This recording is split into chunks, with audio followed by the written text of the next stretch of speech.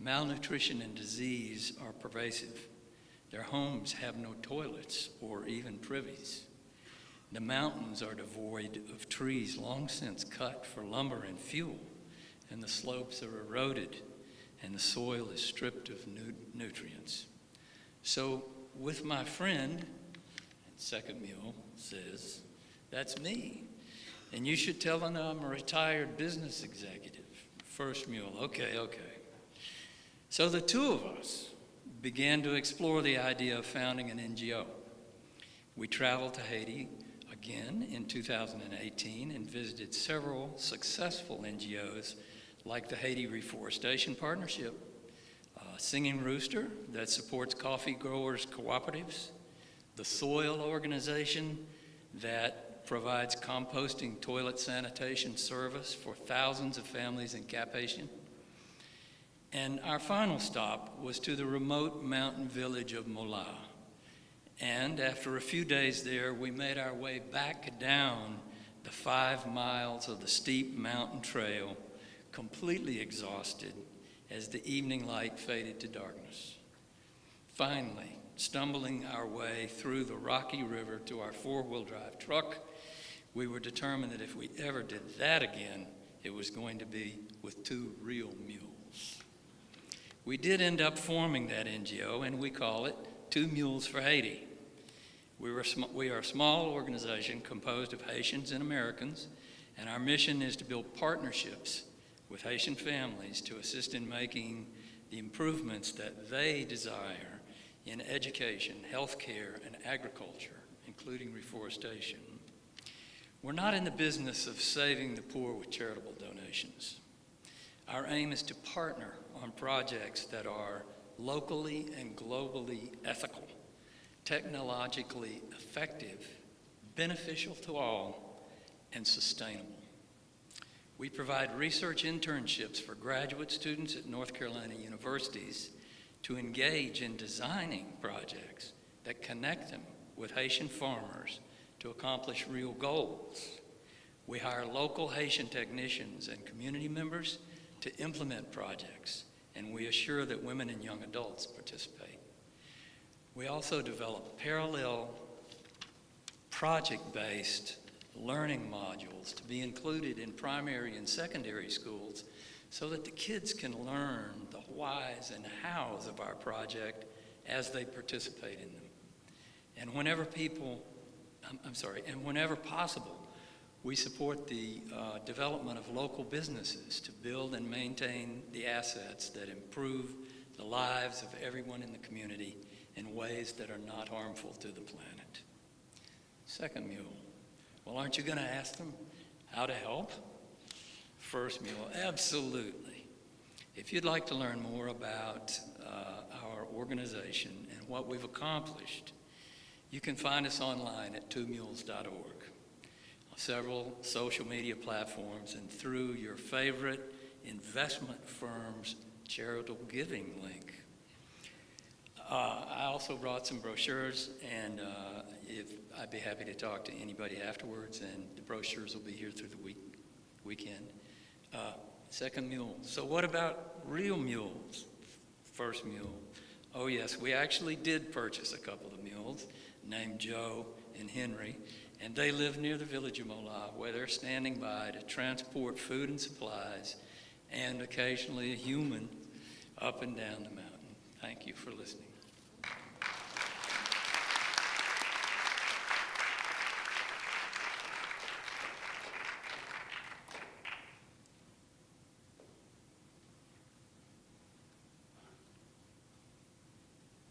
I'm Jill Staten Bullard with St. Philip's Episcopal Church in Durham, and I want to tell you that we are a both-and church.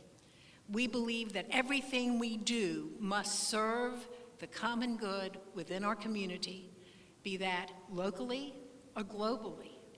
And we also think that everything we do must be care of God's creation.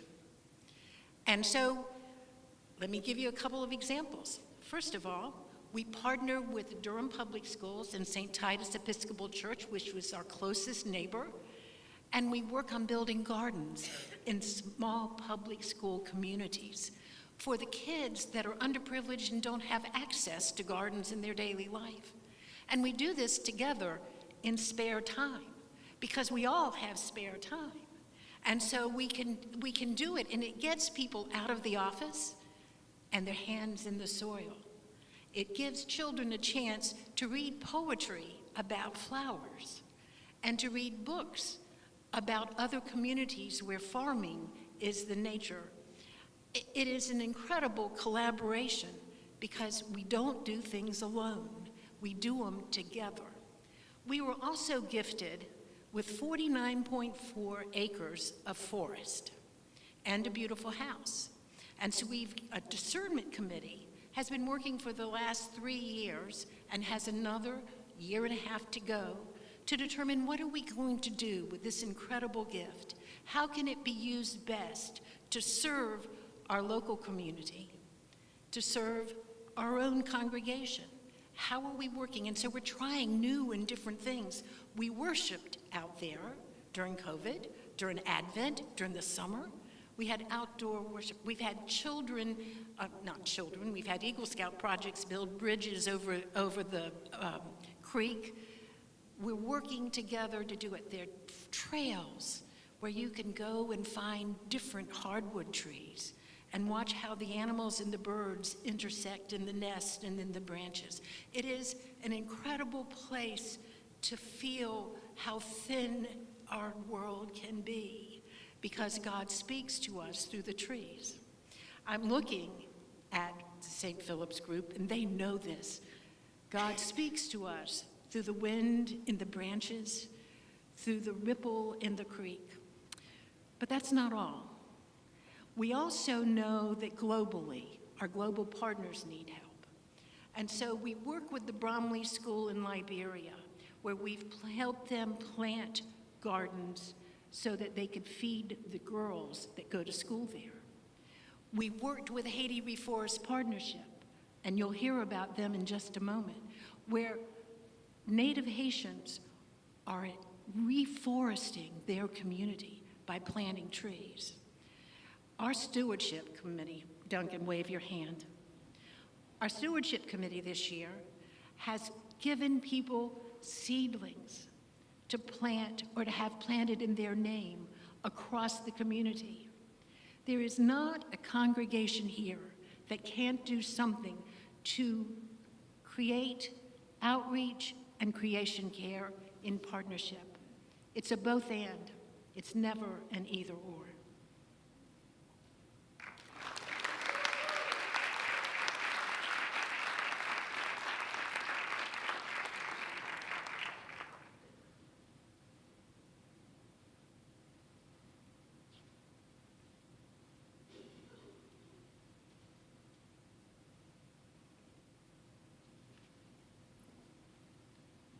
Good evening.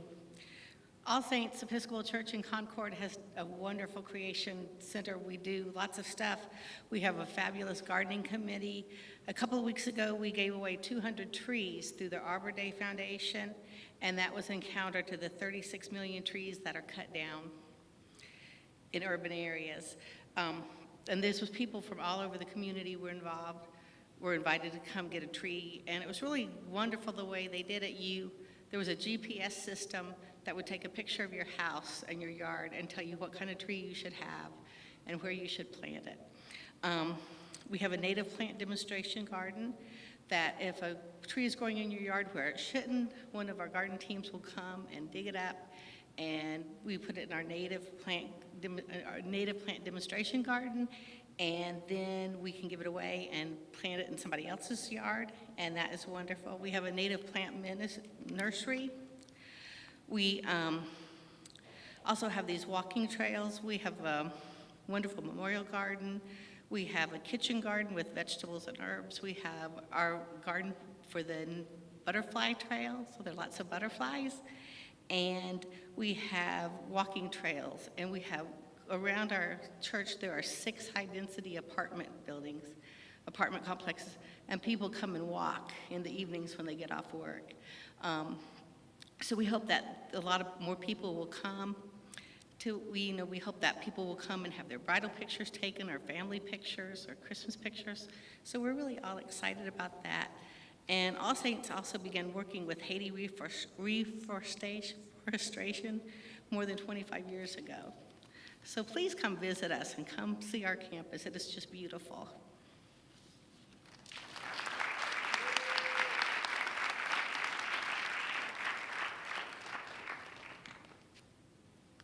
Thank you, Joe, Jill, and Fran. And Fran, I'm going to steal your word. You said that many of these things that you were doing were wonderful, and I agree that all of the things that we just heard about are wonderful. And we can recognize from these examples how there are many, many different ways to address the global call of creation care. And they begin with local engagement. So what we want to do at this point of our program tonight is for you guys to talk a little bit.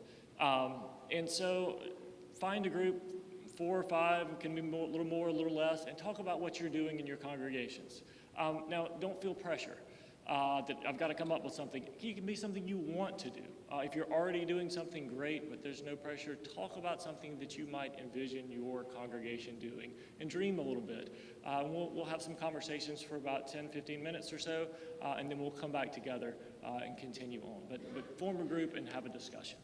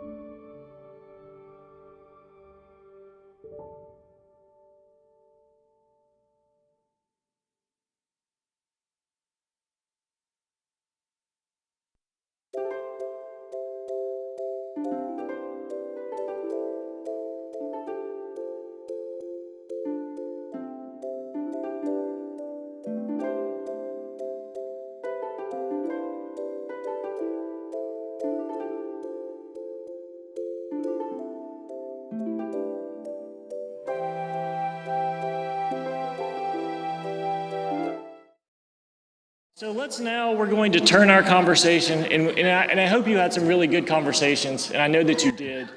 And let me just say, we're really looking forward to hearing the ways in which you're dreaming about how you can engage in this work, and how the work that we do locally through environmental ministries, Creation Care, really does make a global impact.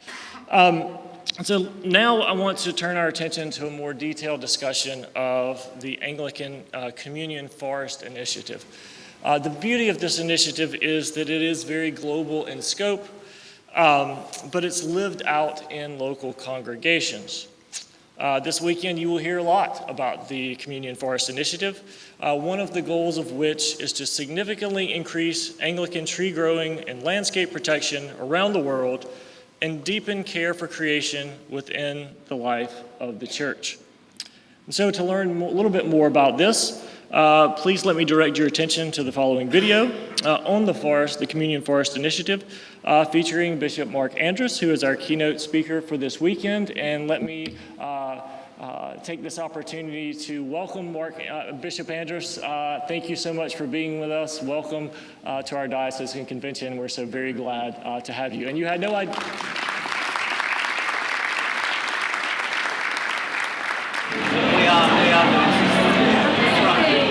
We would love you to share your stories together.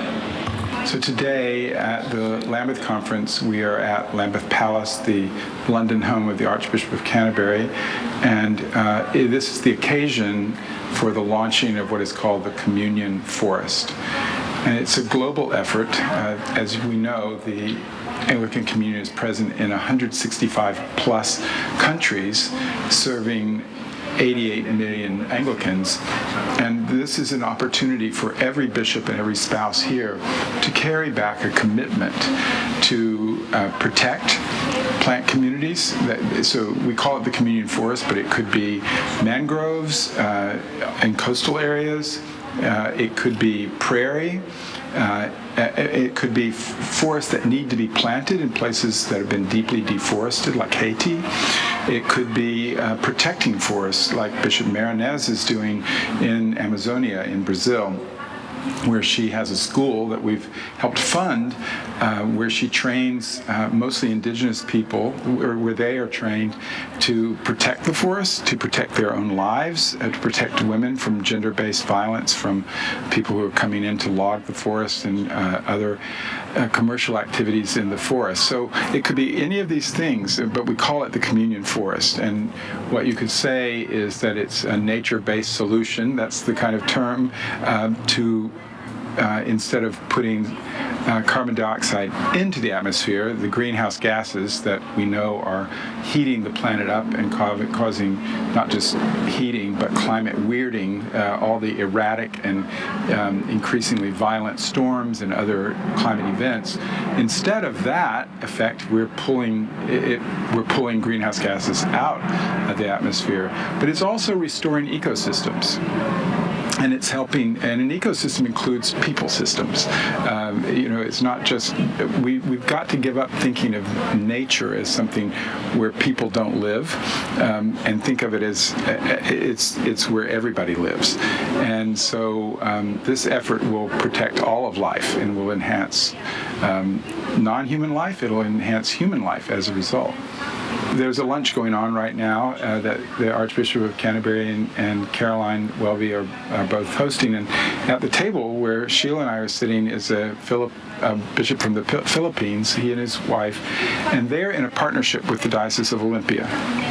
And whenever the Diocese of Olympia does any kind of air travel at the diocesan level, they're sending money to this diocese in the Philippines. And they're using it to buy seedlings. And every time the bishop confirms a person, that person must plant 5 trees. And it's trees in the uplands, in the mountainous areas that need to be reforested or protecting forests there. But it's also mangroves, because in the Philippines, they're already experiencing rising sea levels. Villages are disappearing. And the typhoons, which are becoming more and more violent and more frequent, are devastating the coastal areas. And mangroves help protect the coastal areas from further erosion and from wave destruction. And so this is a partnership that is one example of what an Episcopal Church diocese is doing. Bishop Kathleen Bascom and the people she serves in Kansas are deeply passionate about restoring prairie. And prairie is this wonderful plant community that has deep, deep roots. These are native grasses, and they were there for hundreds and hundreds and hundreds of years. They've been largely plowed and destroyed. She's trying to, she and the people she serves are trying to put them back and create more prairie restoration. And all these plant communities, this one in particular, we could say its value is what we call carbon sequestration, which is, again, putting carbon back into the ground.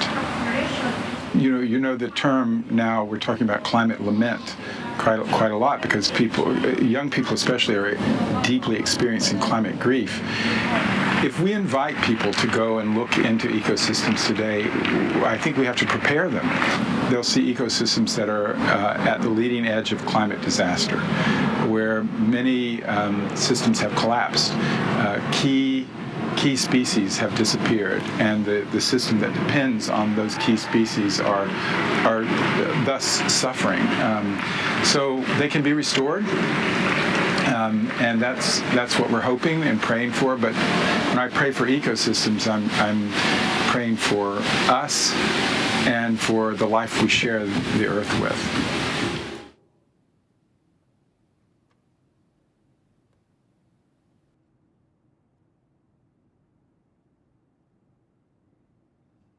The Communion Forestry Initiative already finds expression locally. We've heard some of that in the presentations a few moments ago from some of our congregations. And the Church of the Nativity in Raleigh is also engaged in local activities consistent with the Anglican Communion Forest Initiative program. And in particular, they have worked closely with the Haiti Reforestation Partnership. I realize they're not alone, but in that connection, I'm inviting now Becky Showalter from Nativity to speak, and she will also introduce Michael Anello, the Executive Director of the Haiti Reforestation Partnership. Becky?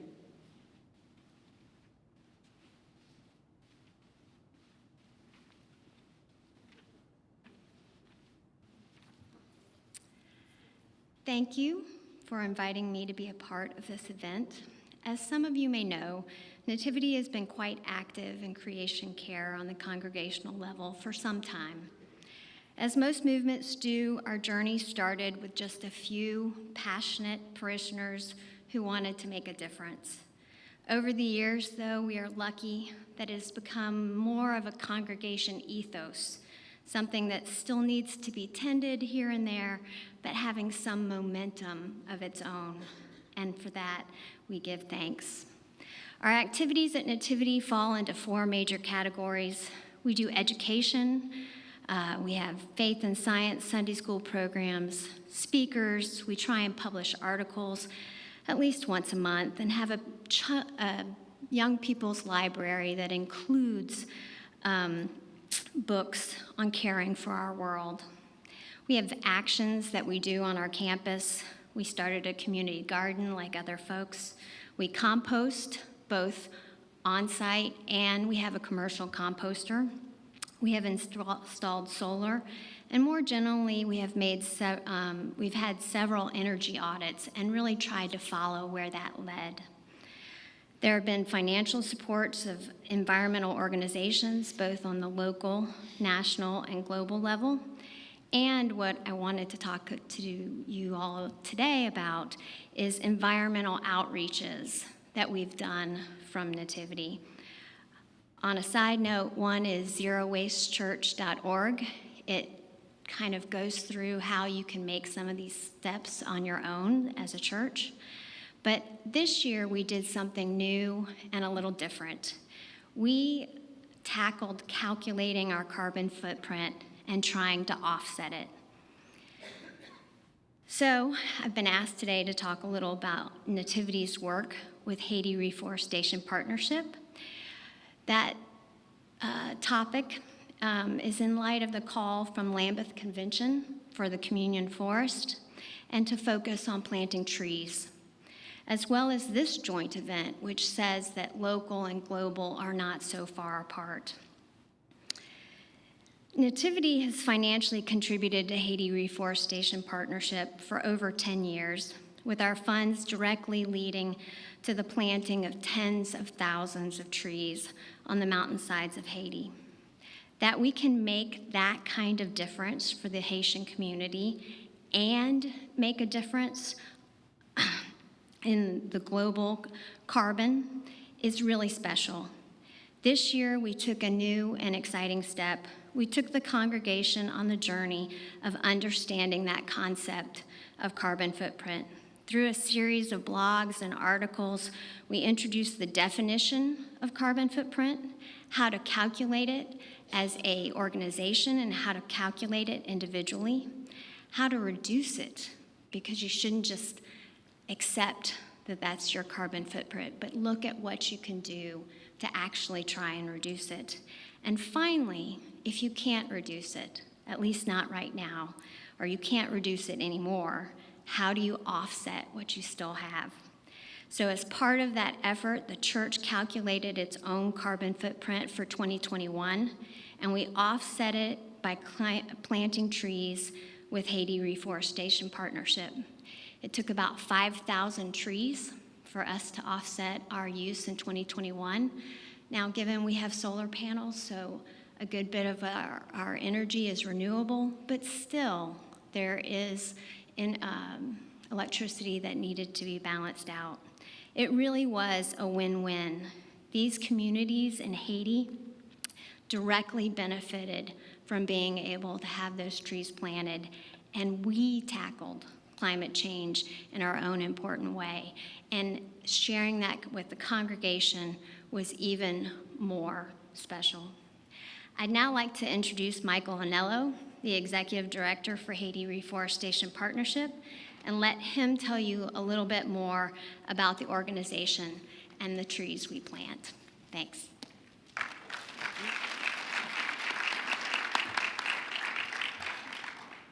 Good evening, and thank you for having me.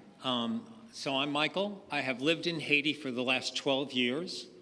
I went down on a dare. I never really thought that I had an interest in being in Haiti, but once I experienced Haiti, I have been committed there for the last 12 years. It's a magical place. We have a reforestation project. We cover over 5,000 acres, and over the course of the last 33 years, we have planted over 16.5 million trees. By planting those trees, we have cleaned up the watersheds. So we now have 4 watersheds that have clean running water that people down on the lowlands can drink that water right out of the creek. Prior to that, that water was unpalatable. You could not drink it. We have many, many different side effects from planting trees. The biggest one is we're cleaning up the atmosphere in many ways. The carbon that is taken in by these trees and the oxygen that's given out is remarkable. When you go up on the mountainside, the air is crisp and clean. And Haiti right now is in a bad place, as many of you know from the news. And I live in the lowland. I live down by the water. And there's days that I can't go outside because the air is just so bad. There's no emissions policies in Haiti. So there's black smoke that comes out of every vehicle that goes by. And it's just a way of life. And when I was looking at the videos earlier, I saw that one of the glimpses that I saw was Haiti, and there's trash everywhere in Haiti. And it's a whole different environment, but it's something that's become dear to my heart. I have learned that the people of Haiti have faith like I've never seen faith before in my existence. They have this drive to become something greater than they could really be. And it's a remarkable thing to watch. Haiti Reforestation Partnership used to be called Haiti Fund years ago. And it was founded initially by Jack Hanna and the Episcopal Church, and then the Presbyterian Church joined in. So it's been, over the course of years, it's gone through a lot of changes. Back in 2017, 2018, the focus was, let's just take reforestation. Let's focus on one thing. And they were doing many, many different things. There were tilapia farms, there were Bible studies on the beach, there was a guest house, there was all these different tangents. But with what's going on in the environment, it was really clear that we needed to focus on one thing. So we focused on reforestation. With reforestation, we've also focused on mentorship and education. So we have 12 animators. Each animator has a zone that they're responsible for. Under the animator is a chef a keep, and that's the person who's in charge of the equipment, chef of a keep. So he's in charge of the equipment, and under them are workers. We have 750 workers that plant trees. They work 2 days a week. They get bonuses twice a year. So it's a little bit of money that they're making to do this work, but they're more bought into the work because it's cleaning up the world and the environment. It's putting a little bit of money in their pocket. One of the things that we fight off the most is feral goats, because goats like baby seedlings, and they'll just come and eat them right up. So we have, when we do plantings, we do them twice a year. Each planting is about 225 to 300,000 trees. So we're doing about 500,000 trees a year. But we send the gentlemen, most of the women work in the nurseries, and they call the nurseries a pepina. So it's, the process is that there's, how's my time? Okay, I can ramble, so Becky's trying to keep me focused. So we take used soda bottles, and I pay the kids a good apiece, which is less than a penny. The kids from the school will pick them up, they'll bring them to me. We cut the top off, we drill holes in the bottom, we fill them with compost, and we plant rotted fruit seeds in those trees that the women go to market and get. So all this rotten fruit that's sitting around at the end of a market, we bring the seeds back, we dry them out, and we plant trees. So that we're not buying seeds and we're not buying the material to plant them in. So we've cut our cost way down low. So we can put the money in the hands of the Haitians so they can go out and buy their food to keep themselves going. So when we plant these little trees, they stay in the nursery or the pepina for one season. So something that's planted in the fall, by the time the spring comes, it's yay big that we can plant it in the ground. We put them out in the fields. They're planted in the 12 different zones that we run. Men go out at night and oversee them and run off the goats while the women do the work. 80% of our workers are women who will come, every day to work with a child on their back, and they are very happy to be doing the work. I've never seen a group of people that were so concerned about the environment. And it's refreshing for me to come to an event like this where the whole congregation, or the whole diocese, is really looking at what we can do to help this world and to improve the quality of life. I got to stop. So I will be at a table at the end of the hallway, and I'll be here all weekend. Please come visit me. I'm passionate about this, and I really want to talk more about it. Thank you very much.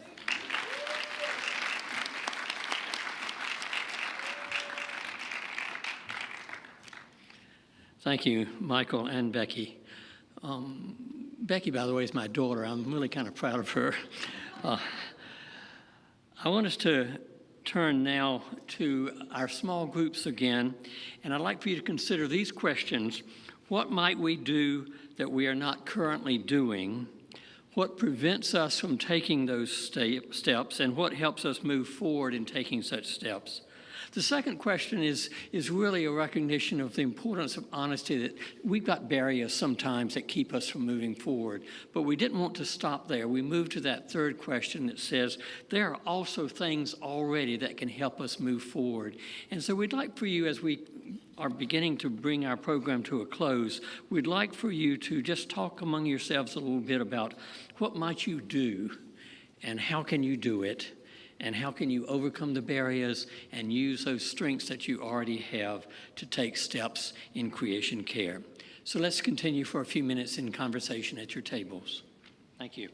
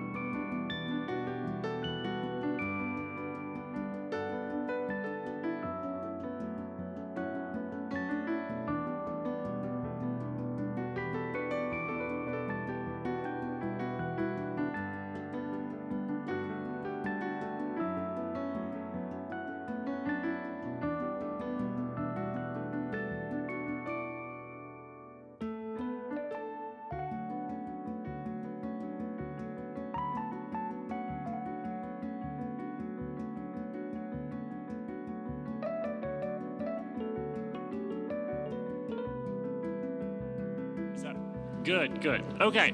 All right. I hate to once again and to be the person who's ending these wonderful conversations, but it's, we're at time and we want everyone to be able to get, and we're pretty much on time, which is great. And we don't want to keep you over time to start things off. But can you guys put the mission strategy goals? Do you have those? There we go. So these are our diocese's mission strategy goals. And as you can see here, racial reckoning, justice and healing, collaboration in new communities, congregational vitality, formation, and creation care. I want to say a little bit about some of the goals that we have creation care, and I will keep this very brief since we are just about past time. We have 6 goals. The first is becoming deeper green churches. The second is to look at creation care through a racial equality lens. The third is to commit to climate stabilization through emissions reductions. The fourth is to restore the earth using natural systems. The fifth is to engage in environmental advocacy. And the sixth, and perhaps the most important, is points of intersection with other diocesan priorities. And the point is that creation care connects with all of our diocesan priorities. All of these things connect with each other in one grand mission strategy. Just as the local connects with the global, so does creation care connect with all of our other mission strategies. And so I just want to conclude tonight by thanking everyone who has presented. A special thank you to Leon, who did a wonderful job bringing this program together.